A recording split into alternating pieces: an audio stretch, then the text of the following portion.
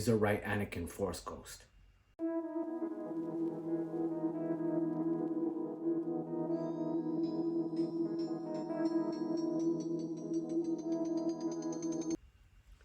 Hello and welcome back to another episode of Fumbling Through the Galaxy with your host, Severus Snape. Today we're going to be exploring a Kotobukiya 1/10 scale model of Darth Vader from Return of the Jedi. If you're somebody who's interested in the toy, by all means, fast forward end of chapters, you'll see the toy review. This is a banger as always with Kotobukiya. For those of you who want to stick around, talk a little bit of Darth Vader, specifically Darth Vader from Return of the Jedi. Stick around and let's get into it. So Darth Vader, as we know, Darth Vader is interesting cinematically is that he's been played by several actors. Both voice actors as well as physical actors. So in the original Star Wars, of course, we had David Prowse, the man in the suit. What have you done with those information tapes? We intercepted no information. We had James Earl Jones, the voice of the man. You only knew the power of the dark side. And then we had Sebastian Shaw in Return of the Jedi when the helmet comes off. And we see that deformed, bald, pale Vader as he makes peace with Luke Skywalker.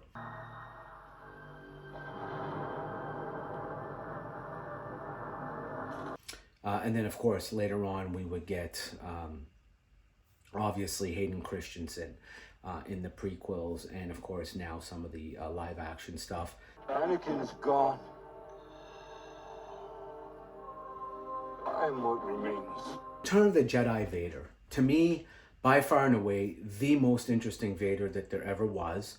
I think as I review Return of the Jedi today, one of the things that really strikes me as being a shame is that George went and did his redo versions, his reimagining, and put all of his digital special effects into the remastered versions, and of course changed some very fundamental scenes. And one of the scenes that he changed in the new one is now at the end of Return of the Jedi, in that great scene where they're celebrating in the treetops with the Ewoks, is the Force ghosts are Yoda, Luke Skywalker, not Luke Skywalker, Obi-Wan Kenobi as played by Alec Guinness, and Hayden Christensen instead of Sebastian Shaw.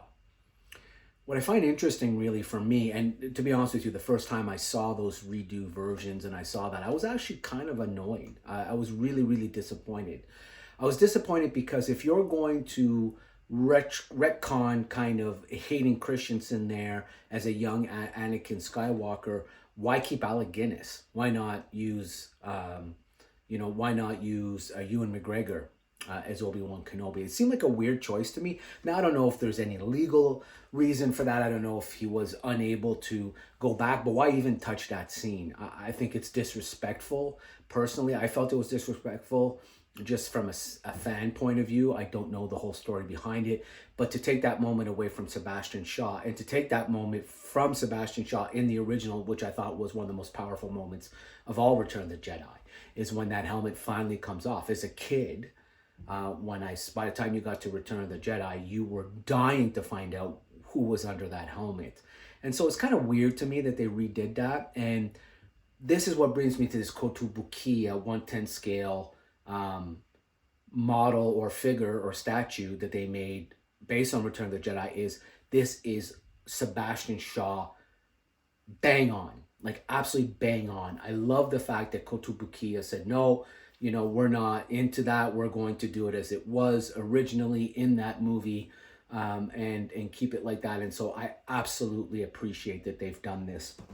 And this figure, which hopefully you can see, is this image that shows you the actual toy or statue. This is actually not a scene from the movie. Like, that's how accurate this is. Like, you actually think this is a scene from the movie. And that's the figure, which is insane. I mean, that's how accurate this particular toy is.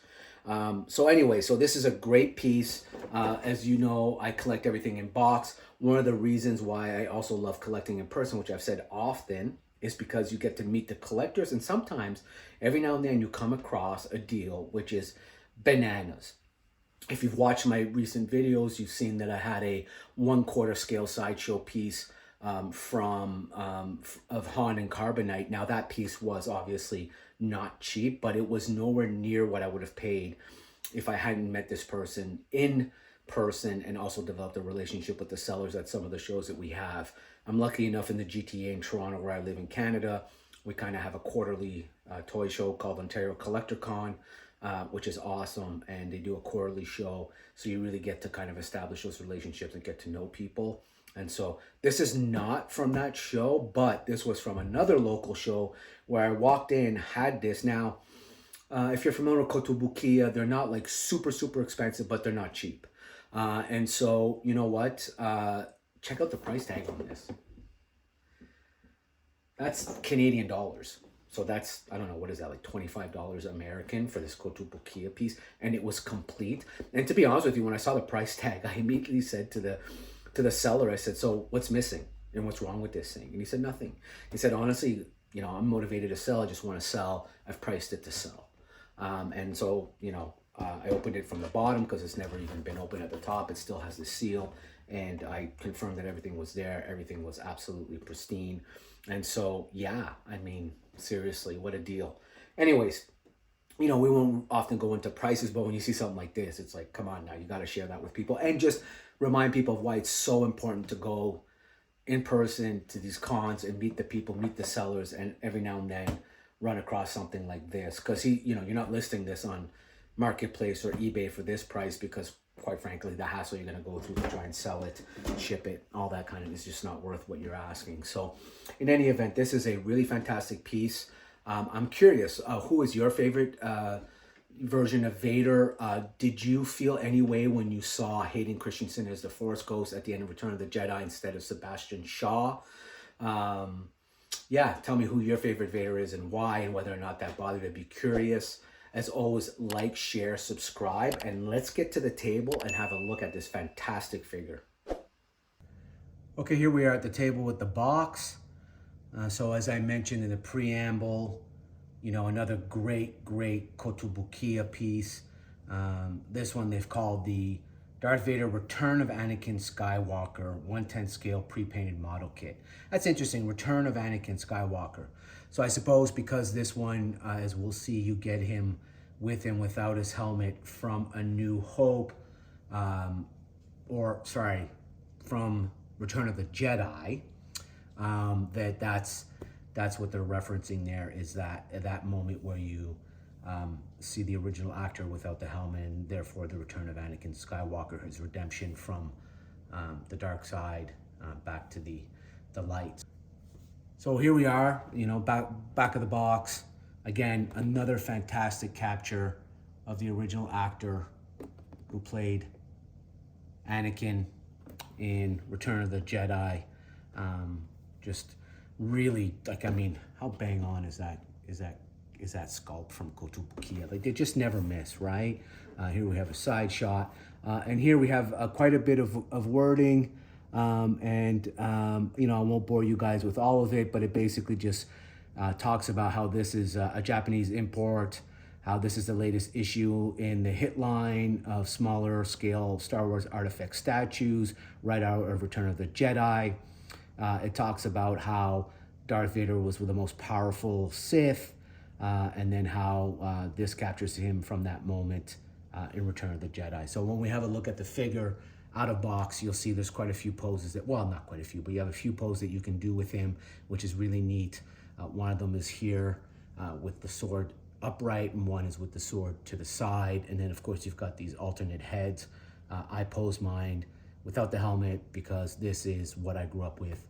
And I can remember waiting in line for, I think, had to have been at least 8 to 12 hours that day to get into the evening showing for the premiere day of Return of the Jedi. In those days, you had to wait in line And as for concerts, for everything, there was no pre-purchase. And so I remember it like it was yesterday. I actually remember exactly the size of the lineup, where it was, how far around the block it went, the theater, just the experience of it all. I remember at that age, so for me, I would have been somewhere around the 11 years old, possibly 10. And I remember thinking, what an incredible second act of this movie. And then I also remember, and I know I'm not the only one in this boat, but I remember thinking, the fuck's with the Ewoks, man? All right, let's have a look at this fantastic figure out of box. Okay, here we are out of box. Let's take a look. So we've got chest, torso, we've got different variations of the arms that can hold different pieces. We've got the head, as I like to have him. Let's see if I can get that in focus somehow here. Maybe, maybe not. We'll have to see. We'll see when we get them together. But anyway, this is the head with the great sculpt outside the helmet. This is the helmet. You've got your, of course, your robe, your cape, your lightsaber, and then a stand. So let's assemble him in different ways. Personally, I pose him without the helmet, and then with lightsaber in one hand and force choke arm in the other. But let's see what we can do here in terms of variations. So let's try the first variation. We'll put the torso on. Let's go with maybe the two swords. Or the two swords. The lightsaber to his side. Which I think is going to be the other way. Right. So here we are. So that's the left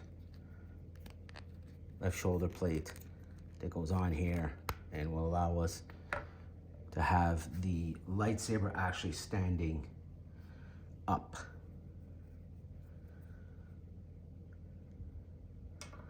All right, right shoulder. So that's gonna be side, that's gonna be up. Okay. So unlike the other Kotobukiya stuff, this one actually isn't predicated on the, even though it's snap fit technology, it doesn't have the magnet system. So it's a little different that way. And so here, of course, this is the one. You know what I love about it though is the lightsaber just slips in, like it's awesome. So that's the one where the lightsaber is actually upright. And then of course you can put on the cape, which would go after and before the helmet. And then here you have your helmet. So that's your first look. That's your first look, and let's just adjust this a bit so that you can get a full view. Oi. Oi, what you doing, man? So there you go. That's your full-on Vader with the helmet on, mask on, and the lightsaber pointing up. So that's a nice pose. Love that pose. Think it looks great. But again, because of my memories and seeing it, I always love seeing kind of that, what Anakin had become under the helmet. So let's take a look at that next. So we'll move the head, move the lightsaber, cape, and then here what I do, again, you can do a side pose here. I'll just take this off camera. Sorry, you're not looking at much.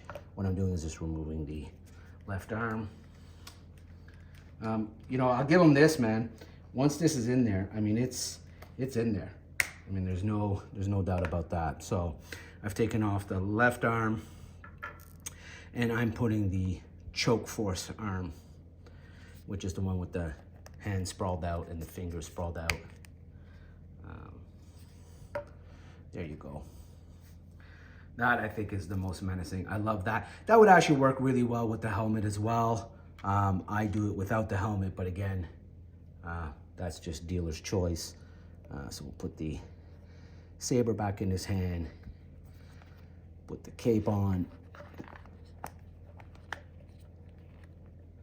and then this is how I pose him with the non-helmeted head.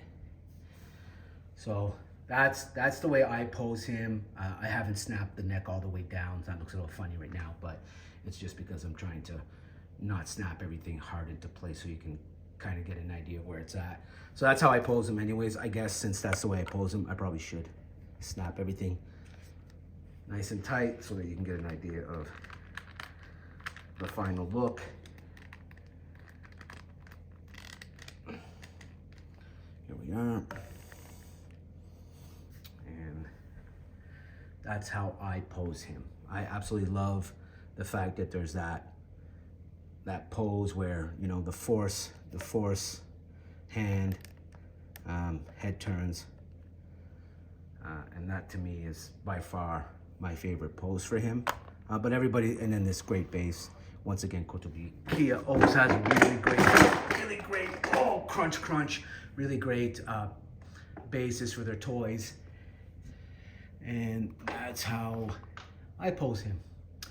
And once again, I mean, you can get a really good look here. I mean, that head sculpt is bang on from the movie. It just looks great. All the detail in his boots, his chest plates, the electronics, the cape, the robe, the Jedi robes, everything is just bang on.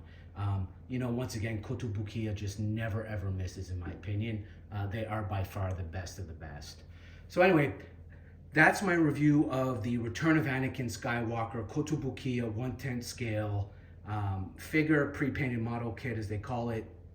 I'm curious, what is your favorite version of Darth Vader? You know, as I said, for me, it's definitely Rebels and OG trilogy. For others, it's definitely Rogue One. Others love him in Obi-Wan. As I said, you know, love any iteration of him. I find the later iterations to be problematic in the level of supercharged power they give him, which I think makes all the other scenes in canon and the earlier stuff that he did seem just kind of weird now, because he could have just easily done a host of other things with the abilities that he has now that would have that just kind of make those scenes benign now.